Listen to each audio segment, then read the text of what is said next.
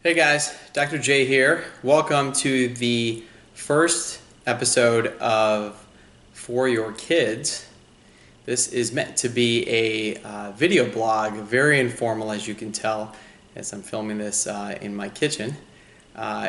Very informal way of just kind of relaying some information and some knowledge to you guys about really just my experiences and some of my professional knowledge with children in specifically through pediatric dentistry, and just some tips of how we can kind of give our children a more productive and a healthy life and actually be able to do it so that it's actually attainable. As parents, it's especially in middle America, seems like we're overwhelmed with just about everything these days. And so I really just wanted to kind of reach out to people and let them know that there are ways to take things one small step at a time, and we can actually get success in helping our kids get a healthy life. So in this first video, I really just wanted to number one, real briefly introduce myself and what I do, and we're going to briefly talk about drinks and exactly what exactly is in a lot of the juices and the sodas that we give our kids every day because they say they like it, and so you can actually understand exactly what it's doing to your body or your children's body. So a little bit about me. I'm originally from Chicago, and I have been a dentist for 11 years. I was an Army dentist back in 2004 to 2007. I was on active duty. I was a captain in the Army, and they had paid back some of my dental school, and so I decided to, I went on active duty, and it was an amazing experience. I went back in 2009 to specialize in pediatrics down in Florida, and so that's where I am now. I always knew something was missing just with dentistry, and I thought there was something more. And what pediatric dentistry allows me to do is really inspire happiness in people and in children. And pediatric dentistry just allows me to get that target population and reach my message out. So besides being a pediatric dentist, and I've been a board certified pediatric dentist for a couple of years and practicing in Southern Indiana for 3 years.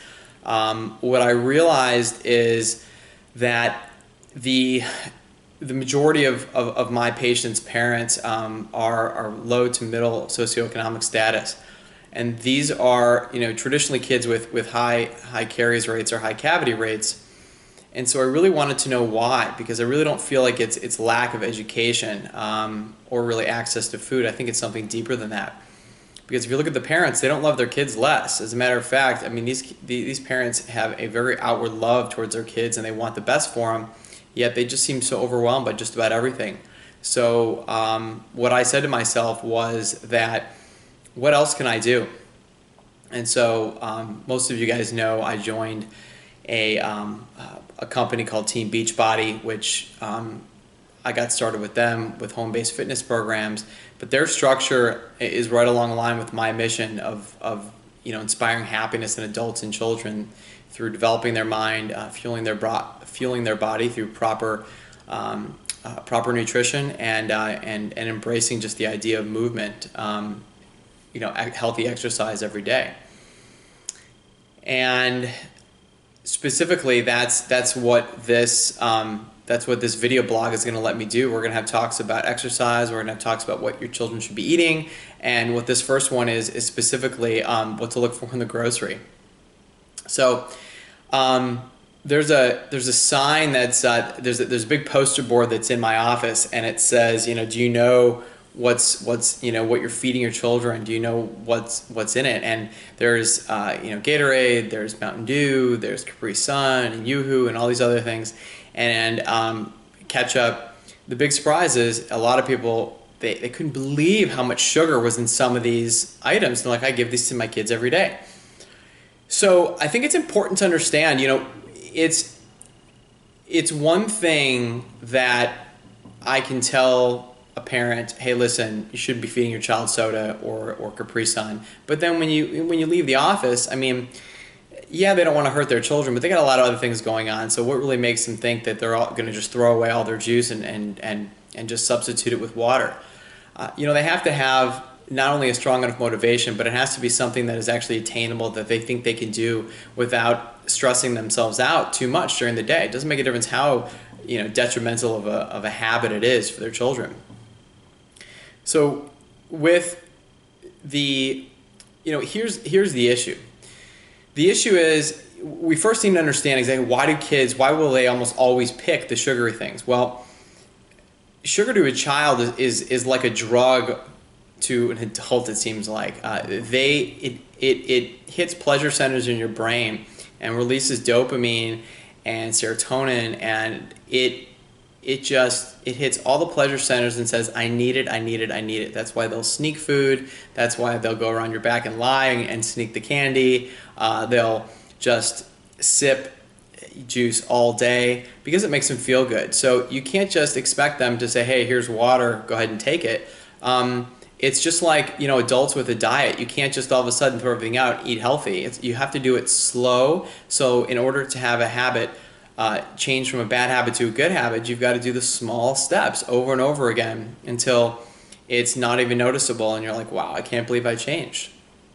So first I'm going to give you the tip of how to change that and how to get them to eat, to drink healthy. And then I'm going to give you a little bonus of exactly why it's so difficult for you guys to find healthy things when you're shopping. So I can use the example today of one of the children that I'd seen in surgery. And as I was talking to the parents afterwards, everything had went well. And I talked to mom and gave her recommendations about how to slowly move towards water because he was a big juice drinker. So I used, this woman had to have been drinking, of course, she had a sweet tea with her. And so I told her, I said, the first thing that you should know is this. Do not blame yourself. Do not feel like you did anything wrong or that you're hurting your child, because it's the culture, it's the society, it's what you've always known, it's what your parents have always known. However, it's important to recognize that when you go to a professional that is telling you that something is harming your child, that you should, heed the advice. And if they give you the steps that you can actually do it and make it easy, then you have to do it. So she's got her drink, and what I told her is, the first thing I want you to do is just to write down all of the ways that are all the times during the day that you drink that. So for instance, if you've got 6 iced teas during the day, write down the 6 that you drink. And then I want you to look and I want you to say, which one can I swap out for water? And then commit to it. So for instance, if you've got 6 sweet teas a day, swap out 1 for water. Or you've got that, after you're done with it, fill it up with water. The next time you need something to drink, you're drinking water. So you almost force yourself out of that same cup. And then when that water's done, then you can throw it away if you want to. So you almost don't want to look at the end goal of what you want to do, but yet the steps that you have to take have to be so indistinguishable that you can't really see a change. And it's the same thing with dieting, it's the same thing with everything else. If you ever want to change a habit, you have to do the same thing when you're trying to change an eating habit or a drinking habit with your child or you. So if your child is always preferring juice, then what you want to do is one time during the day you want to swap out that for water.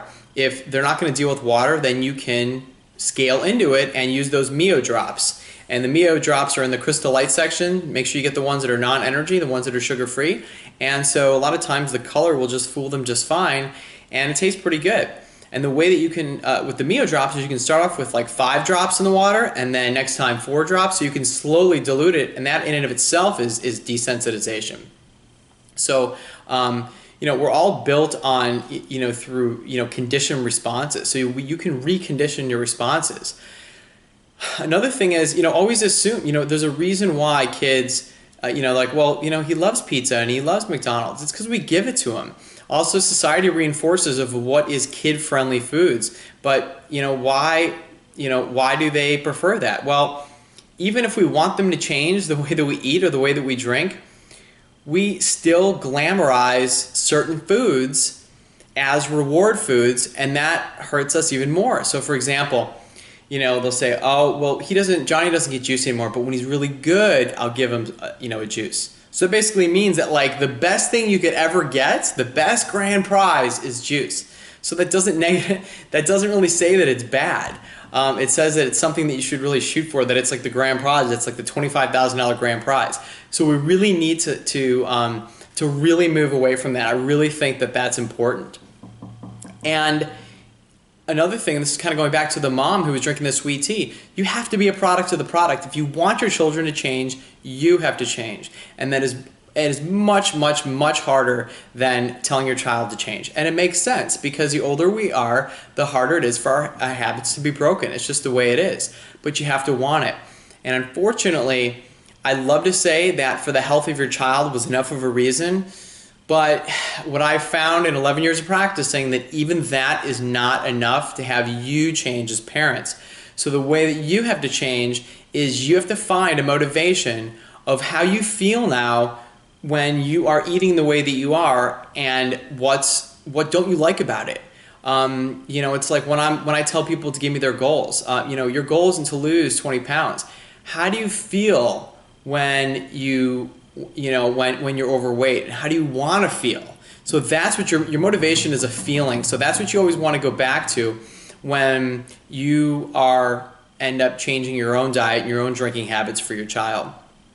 Another thing is, put yourself in the mind of a child. I mean, always understand that a lot of times, how many times do I hear from parents, Johnny he just loves cupcakes, or he just loves chocolate milk. Well, you give it to him. So, if it's not in the house, then he can't eat it, he can't drink it. Now, why do I know all this in terms of, as a pediatric dentist, why am I talking about it? Well, as pediatric dentists, we see cavities as early warning signs that the diet isn't balanced. Enamel is the strongest substance in the body, and the acid that's produced from bacteria as a byproduct of the way it metabolizes the sugar is so strong that it puts a hole in your enamel, which is extremely hard. So imagine how strong that acid is. So if there's active bacteria that's burrowing a hole in your child's teeth, yes, the baby teeth are softer than permanent teeth, so the cavities progress faster, but that's also dangerous. But why? Why are they softer? And the important thing to realize there is that they're meant to be warning signs. So if a cavity progresses, that basically alerts me the diet's imbalanced and you've got to move fast. The immune system of a child is still developing. And when there's active bacteria in the mouth, to be honest with you, I don't really care about the fact that let me rephrase that. I care that it's going to affect the permanent teeth, and I care about the pain, but they're not primary reasons. I'm not worried about the pain, because when the child feels pain, they feel pain. That's a warning sign that something needs to be done even faster. And in terms of affecting the permanent tooth, I'll be honest, in my experience, it takes a lot of neglect and time to have that happen. So what is the most important thing? Well, the most important thing is the fact that the immune system is developing in the body. How do you get a strong immune system? We get a strong immune system by fueling your body correctly. Okay, your child has to ingest proper fuel, the proper foods that actually produce enough energy so that all of your systems can work properly, including your immune system. If your immune system is wasting so much time balancing out the bacterial load in the mouth, then it doesn't have time to balance out the bacteria and infections that are coming in our body and all the other places, on organs that are not going to be replaced. So we don't need it wasting all of its energy on teeth that are going to fall out anyway. So, especially what children eat. I'll be honest, they don't eat as well as a whole as adults. So if they're going to eat the pizza and the cheeseburgers and everything, can you imagine the atherosclerotic plaques and the early heart disease that's starting to form and the cancer cells? Because they are forming. They form every day, especially if they're eating, crappy food doesn't distinguish between a 5-year-old and a 35-year-old. It's still developing. It just doesn't show until later because of the accumulation. So it's the compound effect. It can either compound down or compound up. So we need the immune system working in proper order. And if you can control the environment and get rid of the cavities, then at least they have enough energy to work in other areas of the body and fight off cancer cells and fight off early signs of blockages of cholesterol buildup and those kinds of things, ear infections. So a lot of things we kind of attribute to, oh, kids, they just get sick. No, they don't just get sick. If your immune system is working in proper order, the kids just get sick less. I mean, supposing they don't have an underlying disorder. So it's all about taking charge of what goes into your child's mouth.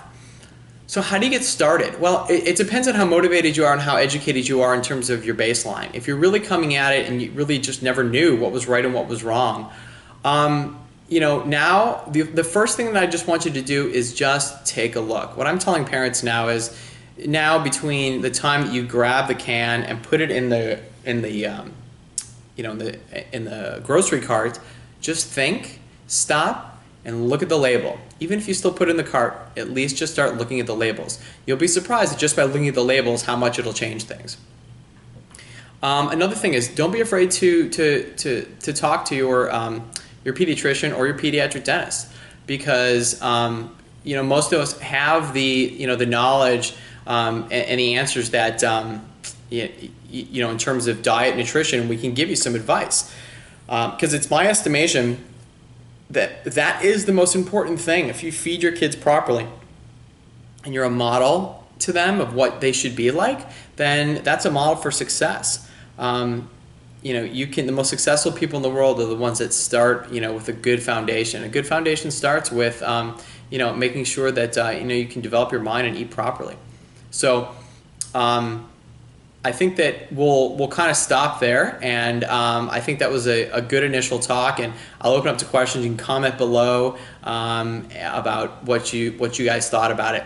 A little disclaimer that I probably should have said at the beginning is that a lot of these opinions are my own opinions, so do not take this as medical advice, because most of you are not my patients of record. So again, this is meant to be a video blog, and a lot of these are my own opinion. So please talk to your medical professional before moving forward with any advice. And I think that is it. So I hope you enjoyed this first. Again, this is very informal. I think in the future we'll have a little bit more, there'll be quicker, solid structure, that kind of thing. So have a good one, guys, and I'll talk to you soon. Bye-bye.